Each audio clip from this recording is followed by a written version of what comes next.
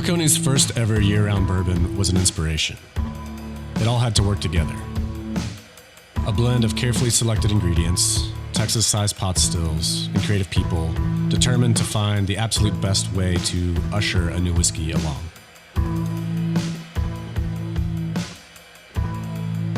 When you discover how it pairs with a meaningful moment, suddenly the feeling of drinking great whiskey becomes a whole lot more.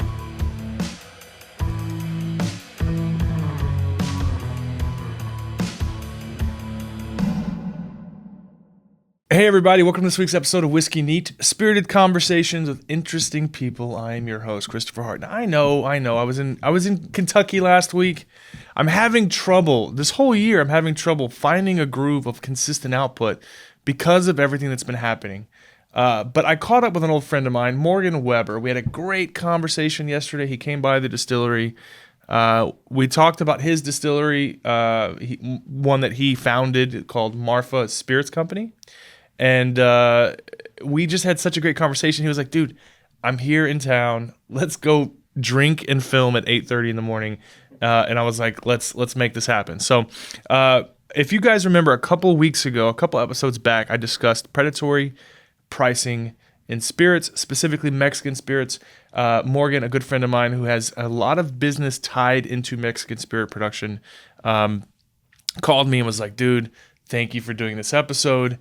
And then yesterday he brings me this beautiful yet simple, delicious 1 liter, not a 750, of a true small batch desert Sotol that's priced at under $50. I told you folks, I told you guys, it happens all the time. It's definitely possible to support Sotol producers in a more economical way that benefits them, because if it's not for them, we wouldn't have the product. So today I sit down with Morgan Weber. We discuss, a good friend of mine, we discuss his Sotol, the plans for Marfa Spirits Company, everything I'm working on, everything he's working on, and of course, why he's really here is just to tell me how right I was and that you guys weren't listening. So let me get to the quick, let's pay the bills real quick. We'll make it super fast. All right, so we will be at Dallas at the Fan Expo this weekend. We're going to be sitting down with a few people from the office, Oscar and Meredith, or Kate Flannery, as her real name is. But this episode and the next couple episodes are brought to you by the Dallas Fan Expo. So the Fan Expo Dallas is back and for 2021 and better than ever, from iconic comic creators to the best of comics, cosplay vendors, and of course all things pop culture, celebrity panels, meet and greets, the whole 9 yards. You guys know I love coming to the Houston Comic Palooza. I'm super, super excited to go visit Dallas for the first time and to knock this out of the park. So please go to fanexpodallas.com. It's this weekend. This episode was filmed yesterday. The Fan Expo starts today in Dallas, and of course goes Saturday and Sunday as well. Ray Fisher from Justice League is there. Several Sons of Anarchy characters, including our friend Theo Rossi, Ryan Hurst. Everyone is still upset about what happened to Opie. I don't even want to get into it.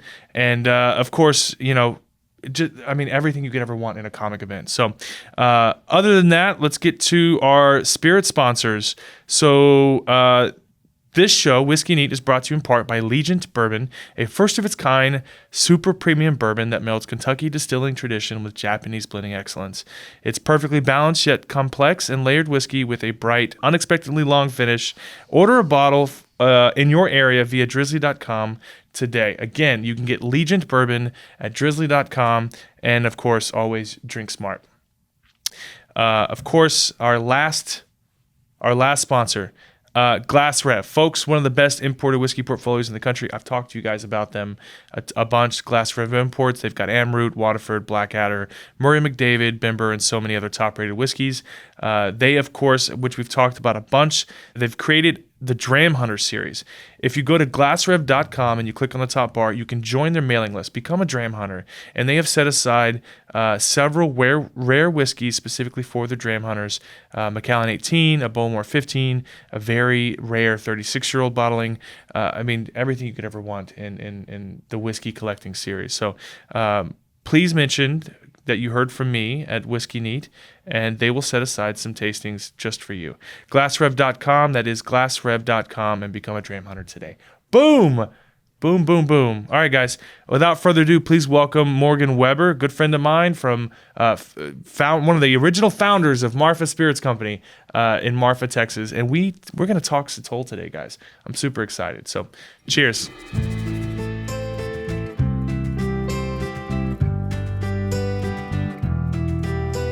You know, I've been respectfully declining interviews with brands because we don't really do brand interviews anymore.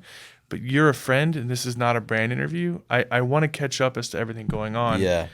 There's a lot happening. In fact, if you want to, that's not on camera. If you want to bring that over here, I'm going to lower this and spill it just like you did. Yeah, so can y'all see that? Man, she sure is pretty. There's a 1 liter desert Sotol. The reason why we haven't spoken in a while, COVID kind of relocated you a little bit. You've been going back and forth between Houston and Marfa. So let's back up a little bit. You reached out to me a couple weeks ago about the episode I did on predatory pricing. Yeah. And I got to tell you, man. So I tried, and I think I mentioned this in the episode, but I tried to have this conversation in a Facebook group that loved mistake number 1, trying to have a conversation in a Facebook group about the predatory practices of bringing Mexican liquid to the U.S. and how they tend to get screwed and not even know it.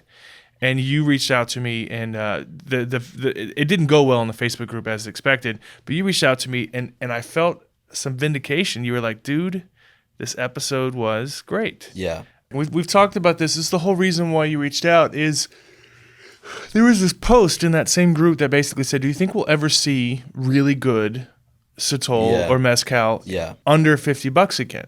And that's the thing, is like, this is great. I'm a big fan. Yeah. And after you left the distillery yesterday, I had Edgar make a cocktail out of it. Yeah. And I was happy, right? So under $50 for a 1 liter of Sotol is unheard of currently. Right. Right. The focus has been these collectors, and the focus for the distributors and the importers has been like, let's sell to the fanatic, the experts. Yeah. You know, self-proclaimed, whatever you want to call it. And whereas the old mentality, and everyone knows that you're very involved in the restaurant industry. Yeah. Historically, the focus has been on premise. Yeah. So not only are you bucking the trend of great Sotol in a 1 liter, not a 750, for under $50, which is proof it can happen. Right. You are now trying to focus about really building the notoriety of Sotol by getting it on premise. Right. That is a noble is the word I'm looking for. It's a noble endeavor. Yeah. I first fell in love with Mexican spirits through Mezcal and Sotol. And Sotol in particular is the one that really sent me over the top. I want to not do this with you, but I want to be in that realm of, we don't need to create this scarcity. You're not really helping the producer at all by creating a product that's basically priced out of most people's affordable budgets. Right. You know, one of the things that has intrigued me about Sotol a lot versus the agave kind of world in Mexico is that with agave, depending on where you are in Oaxaca or Guerrero or any of the kind of normal mezcal or bacanora producing states, raicilla states that lean more heavily into agave versus Sotol, is that you have so many different varieties of agave, and they all taste different, and they all are grown in different areas and regions of Mexico. With Sotol, you're really talking about, like, there are different species of that plant, but they're so close together that, I mean, people will probably argue with me on this, and it's fine. I don't care. You can't even tell the difference between species of plants? It's really difficult. How dare you? It's really, really difficult. What a piece of shit. I know. And, there's pretty decent intel in the 90s, early 2000s, that one of the distilleries in Chihuahua airdropped seeds all in the desert, like in an effort of sustainability. Yeah. But it was... Did it work? It's kind of neat. Well, you have several different varieties of Sotol that grow in different regions of northern Mexico, and they dropped one variety, and open pollinator seeds and plants can easily cross pollinate. Sure. So there's a lot of conjecture that when that happened, it kind of also Created a uniform plant, and this is not a hard and fast rule, but that happened. And so you still, like, when you sit down, like we have just our Sotol here, but like if you sat down with a table of 6 or 8 different bottles of Sotol that represent different areas of Chihuahua and Durango, Coahuila and Sonora, it's essentially the same plant growing in different places and in different climates, with different other plants growing around it. It's not nearly as a varietal like mezcal. Mezcal, it's a wide spectrum. Super wide spectrum. And like with Sotol, it has been absolutely you don't get it when you just drink one glass of Sotol, but when you're bouncing back and forth with, a half dozen different bottles from different distilleries and different, it is mind-boggling to me. I always kind of called bullshit on terroir as it relates to specific clones of wine, grapes, and this is grown. Okay. I can't really argue against that. Sure. Because then I just sound like an idiot. Sure. But with Sotol, it is so mind-boggling to me the different flavor profiles that are coming from essentially the same plant grown in different areas. Same thing with mezcal, yeah. I mean, the Mike G and Drew Jordan. Drew's now based in Houston. Mike, obviously based in Austin. Show to V with Mike G, one of the oldest running podcasts on the in Texas. They convinced me otherwise. So Mike Raymond is the one who convinced me that terroir was bullshit, and I think it might come down to distillation proof. Right, so I think which we talked a little bit about this yesterday. So part of the problem with Texas whiskey is everyone copied Scotland and bought pot stills, while Kentucky is producing bourbon in column stills, which creates a much more uniform, much more efficient, cleaner spirit, much more stripped. The higher the distillation proof, the more you're cooking off oils and congeners and all these different things. Shout out to Rand O'Sullivan. The problem or the positive with Mexican spirits is you guys are very, very low distillation proof. Yeah. And which yields, there is so much flavor. So much in this oil. Oh my God, it's so freaking good. So the idea that terroir and bourbon might be bullshit, I guess it would depend on distillation proof. Or Scotch, same thing. But the lower distillation liquid, I think, is what really showcases the ingredients. Yeah. And you're talking about a distillation proof of 98, you said? Yeah. And there is so much flavor in this. Yeah. It's wild to me to, so if you go into the western side of Chihuahua, you're in the Sierras, which are the mountains. It looks not that dissimilar from, the Colorado Rockies. Pine trees and high elevation. Sotol grows there. You go down into the desert floor, which is still pretty high. Around Marfa, we're at 5,200-ish feet, which is almost as high as Denver, right? But you're in the high desert. And then you go to certain other areas of northern Mexico that still might realize more of a tropical or subtropical climate, and so there are different things growing there. It's like, man, you go into those Sotol bottles from like the Madera region, and that grow in the pine forests at high elevations, and it's an undeniable smell of like pine sol, floor soap. Sure. It's got some like mold is not probably the most appealing term to use, but it's got these kind of really, really, really crazy earthy and piney undertones to it that are undeniable. It's like it's fun to taste people on a host of like desert Sotol and then throw one of those guys in at the end, and they're like, "This is the same plant? How is this the same plant?" Like, and it's taking on things from. I think things that are growing around it. Like desert Sotol to me is kind of the baseline because those plants struggle so hard to live and they're not really pulling a lot from what's around them. Yeah, I mean, I think Drew and Mike mentioned at one point that I think it was Drew. He brought 2 different bottlings that are made by the same mescalero, the same equipment. Boy, that is delicious. The same distillation proof, the same exact processes at the same exact location. The only difference, same species of plant, different geographic growth region. Like, this desert floor versus the mountains or whatever. Yeah.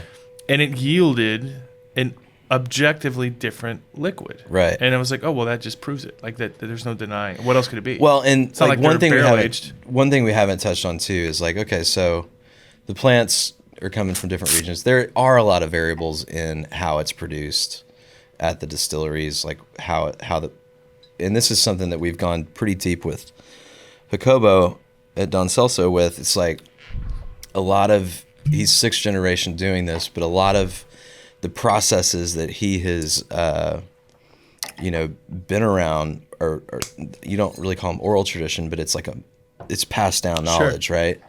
And so when we started talking, like essentially what, because Sotol is not, it's a starchy plant, right?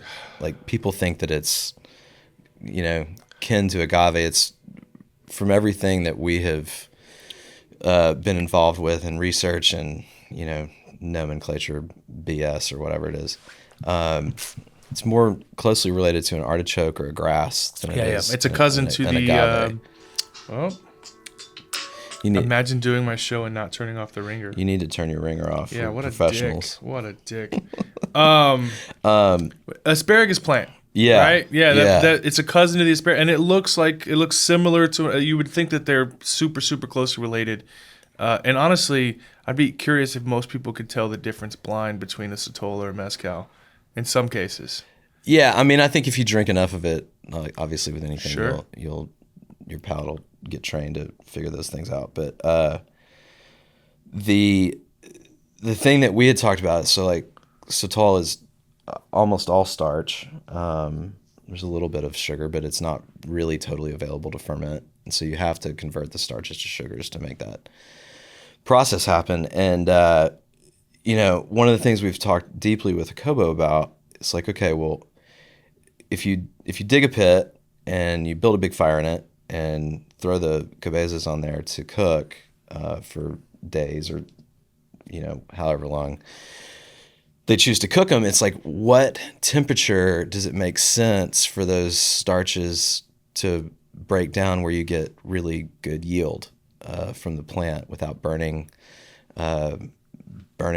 stuff off that is not necessary to burn off, right? Right. And so flavor. Yeah, and so a lot of what this bottle and things that we're working on together, where we've kind of gone is like, okay, well, let's kind of not rethink the whole process to the point where the spirit changes and the integrity of the spirit changes, but like, let's question all the things, if like, what happens if you, a lot of distillation of Sotol in Mexico is also done based on the resources that they have around them, right? Like some people might be fortunate to have a really amazing copper pot still. Some people might just have essentially a terracotta or clay ceramic pot that's got nothing more than a hollowed out tree trunk on the top of it. Sure.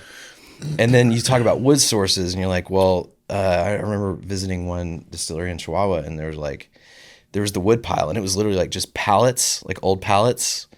And resourceful. And that's resourceful. And it might be like a couch.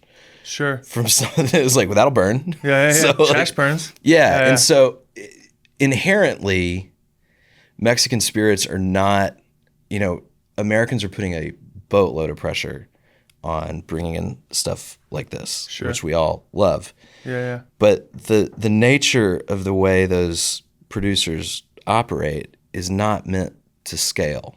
Like, it's just a lot of times you go to a village. 500 liters, 1,000 liters. Like, it's not a lot. It's super small. Yeah, I mean, I bought a Cactus Liquor in Marfa the other day, which is easily one of the coolest liquor stores I've ever been in my life. Deepest selection of Mexican spirits that I've ever seen in one place.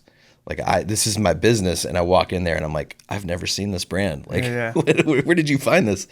You know, some of them are like 95 liter batches. Like, I can't even believe that somebody went through everything that you have to go through to create a label, import it, go through all that to put it on a shelf. And I'm like, this is a 95 liter batch of something. Like, that's like more than half of a bourbon barrel. It's like 110 bottles. So when you start putting pressure on producers like that, you know, a lot of times these spirits are made, like in Chihuahua, you go to a village in Chihuahua and you find the Sotolero, and he's like, he's not made this stuff to sell to you, gringo guy, to import. Like, he's making it for village celebrations and quinceañeras. And it's no different than weddings. a roadside, what do you call it? Like a farmer's market, right? Like, they're not looking to scale, but they've got something so good that they're getting all this pressure to scale up. Right. I mean, and that's a struggle. That's a real life struggle there. Oh, for sure. And the problem is it also opens them up to manipulation, right? Like that post I mentioned earlier, there was a post in that group that basically argued, do you think we'll ever see a $50 spirit on the shelf, a Sotol or Mezcal, under $50 ever again? Well, if you go down to Mexico, you see it at below that price all the time. Yeah. What happens is, and so many hands touch it.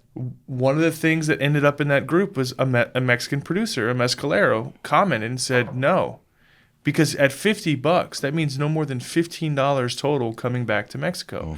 Well, we've talked about this on the show. Do the math, right? So we know that if I buy something and it costs me $10 to produce a whiskey, a 1-year-old whiskey, whatever the heck. It's my show. Whatever the fuck. Brandon marking it. If I buy something for $10, it costs me $10 for the label, the bottle, the glass, the screw top, the whole 9 yards. $10. I'm going to sell it to the distributor.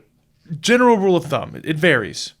30% markup, 35% markup, maybe. So $13, $14. Then they take it, they sell it for 30 to 35% markup after or not markup, but margin after their shipping costs and everything. And if you do the math on a Mexican spirit, for only $15 to go back to this guy means that somewhere along the chain, either far too many people are involved or someone is really, really, really taking advantage of that producer. Because his bottles currently, and I won't say who the mezcal producer was, but his bottles currently are on the shelf around $70, $80, some stuff close to $100. And I talked to him, I said, who's your importer and distributor? Like, and I want to name names. I'm not going to because I don't know how many other mezcals are in this portfolio, and I hate for them to hear it and punish the guy. But sure. I said, look, I'll be in Oaxaca in about a month. Let's talk. And again, I can't say this enough. Anyone who's getting into spirits, whether you're a YouTuber or an idiot like me or someone with a legitimate distillery, we should all be talking. We should all be conversing and talking about. You're not doing anyone favors by hiding the details, because what's going to really happen is you're going to find out if you're getting screwed. Yeah. You're going to find out which distributors are best for you. You're going to find out which if you even should be using an importer, which a lot of people shouldn't. A lot of distributors have their importer's license. It would save you a lot of money. We should be communicating, and in this particular case, you did a fantastic job of partnering and proving that you can bring a great actual small batch craft Sotol to America, lightly watered down, under $50 on the shelf. Yeah. And this is it, how much is out right now? Where can people find it? So, just to keep it short, like pretty much every major specs in every major market in Texas has it. So it's at Downtown Specs in Houston, Houston Wine Merchant, Premier Liquor in the Heights, Austin. Shout out to Siraj. Yeah, Austin Shaker, Austin Wine Merchant, Specs Austin, but we're also like we were surprised when Specs sent us the list of where they placed it. It's like it's in Laredo, it's in El Paso, it's in Brownsville. It's like it was exciting to see it kind of in border towns. Sure. Well, I think Specs has gotten really good at like we know that these things will do well here. Yeah. You know, they're not going to put like one of my rums in, say, LaGrange. Sure. Sure. But you can find it at all the Galveston, Bay Area. The places that make logical sense. That do a lot of great rum stuff, right? Yeah. So it's one of those things that they're really good at. So I'm really happy for you. Are there plans to work with, I know they're limited to what they can produce. Are there plans to do more releases, like a series? There are. This, our goal with this SKU is for it to be kind of an evergreen product. We've got a 80 proof version coming for the bars out in probably 2 weeks. You told me that price point. What's that price point going to be on the bar? It's going to hit the on-premise accounts for about $26, $27 a liter. In your fucking face, everybody. Like this idea, it just makes me so mad because, and I say this again, predatory pricing. If you are taking financial advantage of these small mom and pop producers, and you're basically handcuffing them at $100 plus price point with the very but you're playing off their story and their family and the 6 generations, blah blah blah. But then you screw them in every other possible way. This is a great example. Well, and that it's an ongoing conversation with Jacobo too. It's like, okay, so we've got a standing order monthly on this product to come in, and when we first started talking about this last year, it was like, this is the price that it made sense for him to do it. And as we're doing more of this, he's like, man, I need to increase my price per liter to you. And we were fine with that. It's like, if it doesn't work for him, it doesn't work for anybody. And then his whole supply chain below, his distillery, like we're talking about the guys out in the field harvesting, like this is not easy work. Like it is, to see those guys harvest is like, you don't learn that skill set overnight. Yeah. Like you do this every day. 3 guys down there, his 3 guys can harvest 150 plants in a day. And in air conditioning, right? In total air conditioning. Total air conditioning, it's, no sweating. And then they go to a really nice place to sleep at night.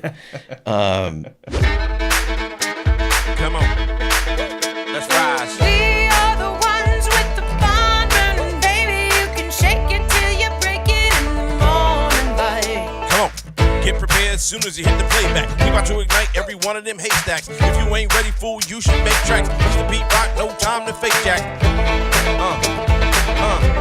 Rock it out all night. See the flames rising as we rise. Show me what you got. Get a sip of the rye.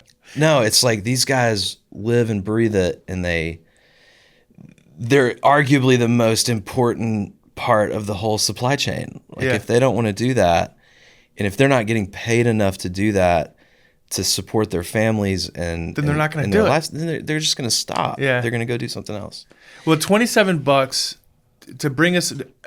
I could be wrong. Can you think of any Sotol out there in a bar for under $40? I mean, the only one I can think of is Hacienda. And it's not a traditionally made Sotol. And what's the price point? It's at around 20. I think the last time I checked, it was like $26, $27 for 750. So similar. Yeah. But you're a 1 liter. We're a 1 liter, and this is a very traditionally made Sotol. Yeah. Like this is not A mass. I'm not throwing Hacienda under the Sure. under the. I already sent them an email. I'll let them know your thoughts on this. I tweeted this. Yeah. I'm not throwing them under the bus, but they are very open about their production methods and how kind of industrialized their distillery is and all that. So, but it's not a traditionally made Sotol.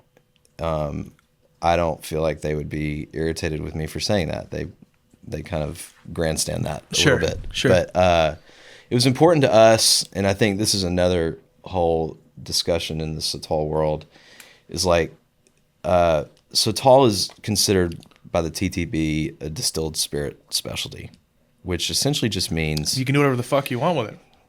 as long as you present the formula to TTB and they approve it, it can be kind of whatever you want to put in it. And it goes back to a lot of conversations with Jacobo, because Jacobo, a year or so ago, right before the pandemic, 2019, there was a lot of discussion about creating a denomination of origin for the Sotol world. And at that point, it was really regarded to just northern Mexico. Like the northern Mexican states that are Sotol producing states wanted to create a denomination of origin that says if you're not producing Sotol here by these methods, then you can't call it that. And so, of course, we had just started the process of opening a distillery focused on Sotol in Texas, and we're like, okay, that we Shooting yourself in the foot? we're like, okay, we got to navigate this, we got to figure it out. And early 2019, it was about March or April, all the Sotoleros came together in Chihuahua City for what was to be the first annual Sotol Festival. And the first day, they invited us down. Like, it was amazing to be included in this conversation. And after going, I understand more deeply why we were included in this conversation. But first day was just like meeting and having a massive tasting of Sotol made by different producers from around Mexico, and just in this kind of alleyway in Chihuahua City. And they had like 2 or 3 amazing chefs from Chihuahua City to do street food and kind of showcase what's going on there. And the second day was all like symposium style event, and we were the only Americans at that.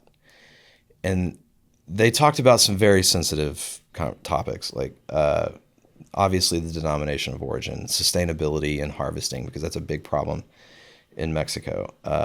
You have to have permits to harvest legally in Mexico, but the legal side of that is, really hard to enforce. So there's a lot of illegal harvesting going on, and just people going into a field of Sotol and just, raping it. So professors from the University of Chihuahua City were there that have done a lot of research on propagating Sotol in like nurseries and irrigating it to figure out like how that affects the plant over time, and then sending drones into fields to get counts on plants, and then saying, okay, you can harvest 30% of this field now, and you can come back in 6 or 7 years and harvest 30% more. Harvesting techniques were a big part of it. Like at some point in a plant's life, it'll start growing like a stalk, not like a yucca plant that gets tall, but just It's on the front of your bottle. It'll start to stalk out a little bit. Well, I'm talking about like from the ground up. Sure. And so the leaf, the foliage on the bottom of the plant will start to die, and the green will just kind of inch up as the plant gets older. And so a lot of conversations around harvesting where the stalk stops and the green plant starts. If you can, instead of ripping out the root system, just taking essentially the top of the plant off so that it can have Continue a chance to grow. regenerate, which so all these conversations are going on, and we're sitting in these symposiums in Chihuahua City, and they hired translators for us. So they would get up, they would talk, translator would then take equal amount of time to translate that to English so that they knew what they were saying was information that we were receiving. It increased the length of the symposium by double. Right. And we were the only, I've been to weddings like that, and it's a freaking nightmare. but it was like, you're here and you're doing this in a place that's not northern Mexico. It is this important for us that you understand that this is a tradition we've been carrying on for centuries. Sure. And if you're going to do this, we want you to do it the right way. Sure. And so when we started talking to Jacobo about this collaboration project, where our distiller is going down and working with him, and then he's coming up to Marfa to help us kind of figure out. I mean, if we would have done this on our own, we would have been completely lost at sea. Like, even just knowing what plants to pick in a field to harvest, throw the whole harvest technique out the door, like just picking plants was a huge deal. And he's like, man, I'm an open book. I want you to do this the right way. And Jacobo was one of the biggest proponents of this denomination of origin. And over the last year of working together, he's like, I really think it's less about the Rio Grande River, and I think it's more about the desert. I think it's more about the region of the Chihuahuan Desert. And so what's next? What's the plan for, you're gonna do your own distillation? We are.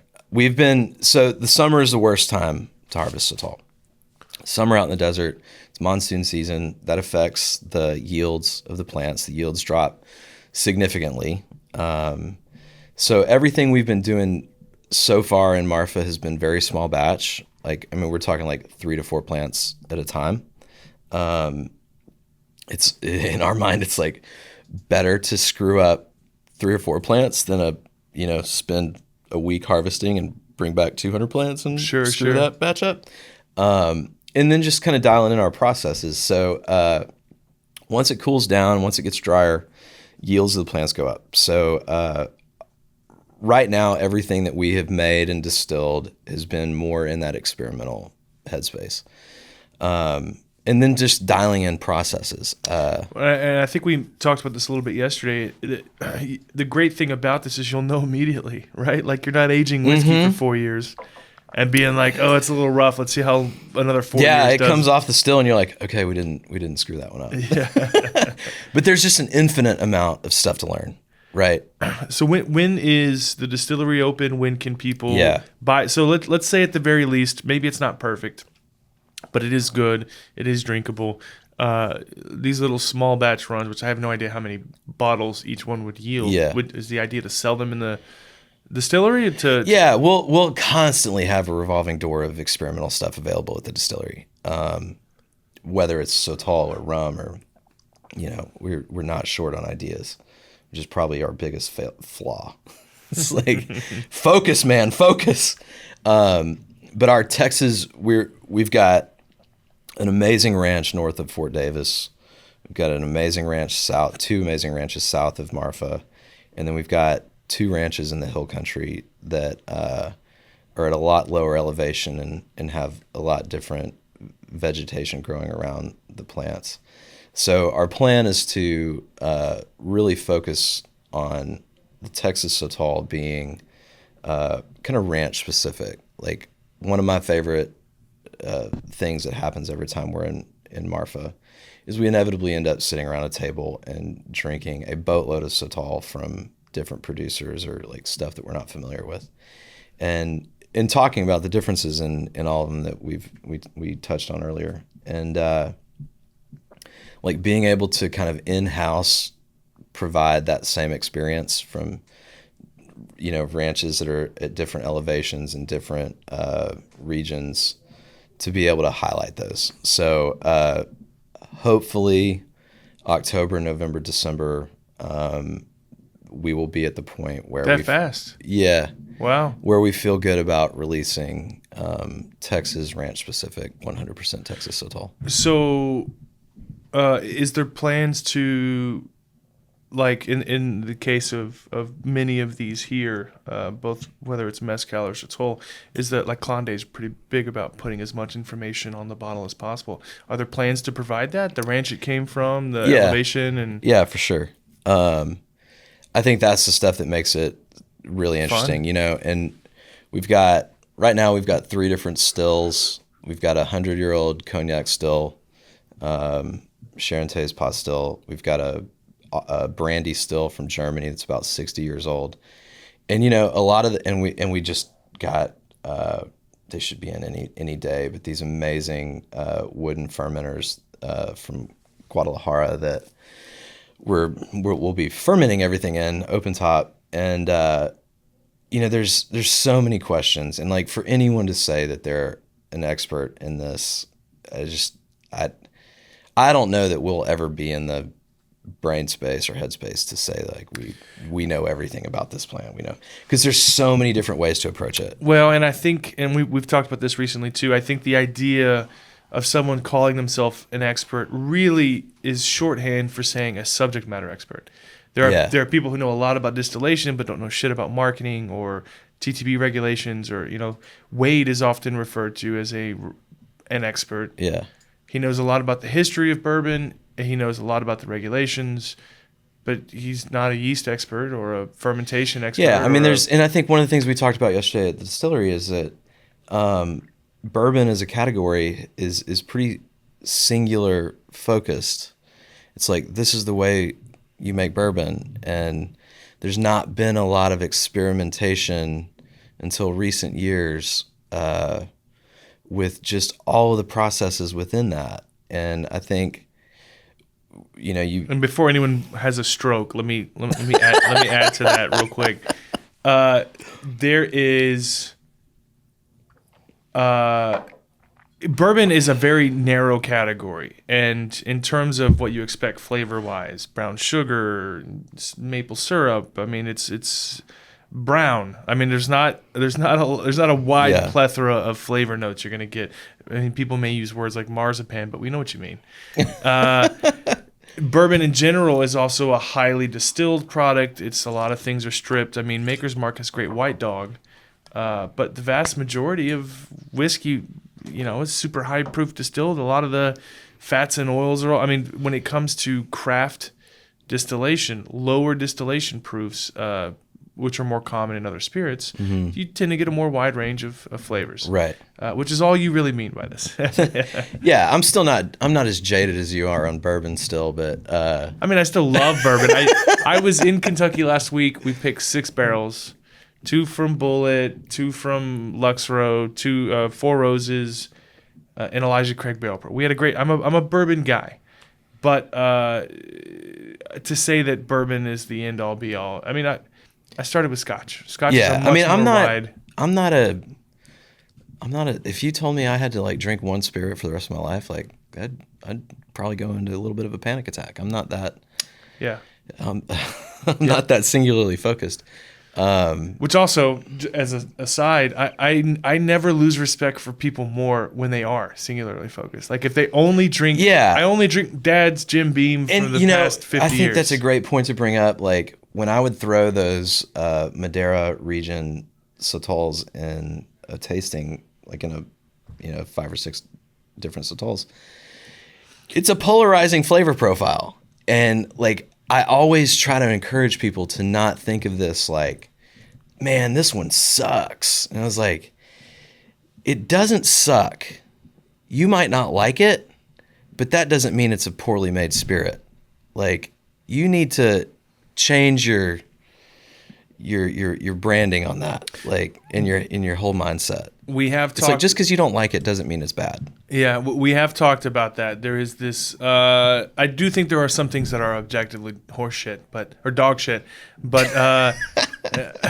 horse shit implies. Listen, you don't have to call out Malort as loudly as you are. Man, there's a guy here at the local celebrity, AJ Hoffman, who just recently left to go do a radio thing in Vegas.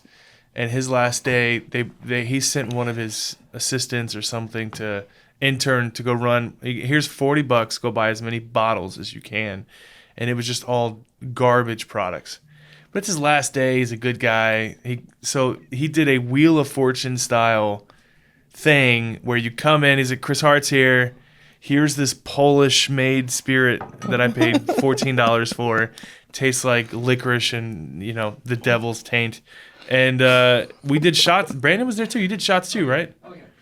Oh yeah, for sure. Yeah, we've done Malort several times. Oh yeah, that's the whole point of the drinking game. So we would do this thing on Friday, and the whole point of the entire thing, happy hour. Happy hour. It's called happy hour. Very creative. I threw up. But I threw up on air. Yeah. But there would just be this like vast, selection of just awful things. Like there was a Bloody Mary pickle beer, and thing that you had to shoot. Not something that like You couldn't just sip on it. The whole thing was you had to chug the Bloody Mary pickle beer, which I never partook in because it actually sounded good to me, but because the whole point was it needed to taste really bad. But yeah, there was a tobacco licorice vodka. It was was just Y'all went awful. It was just so awful. So the short of this is you're wrong. There are some things that are absolute garbage. That's right. All right, all right. But I'll when concede that. when I know somebody who only drinks one thing, and he wants to give his opinion about a scotch or a cognac not being up to snuff, I'm like, what are you doing? What are you doing? Yeah. But all right, so listen, I appreciate catching up with you, man. It's been a while. Likewise, man. It's been a minute. I've never been to Marfa. I hear a lot of great things about Marfa. We need to get you out. We will go. I want to buy more of this. I'm a huge fan. Yeah, dude, congratulations. Thanks, man. And to be clear, this is not a brand interview. It's a friend interview. Yeah. I'm excited to catch up, It's and been you're wild validating ride. my argument. So Yeah, let the haters let them loose. yeah, let them come as they may. Well, listen, man, thanks so much. I Absolutely, appreciate dude. it. It's Thank good catching you. up. I'll see you Likewise. soon. And cheers. Thanks, guys. Cheers.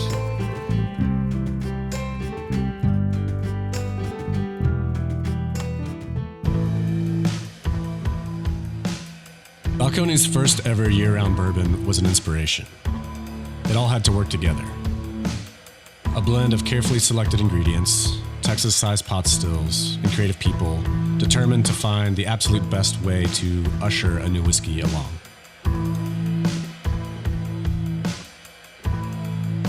When you discover how it pairs with a meaningful moment, suddenly the feeling of drinking great whiskey becomes a whole lot more.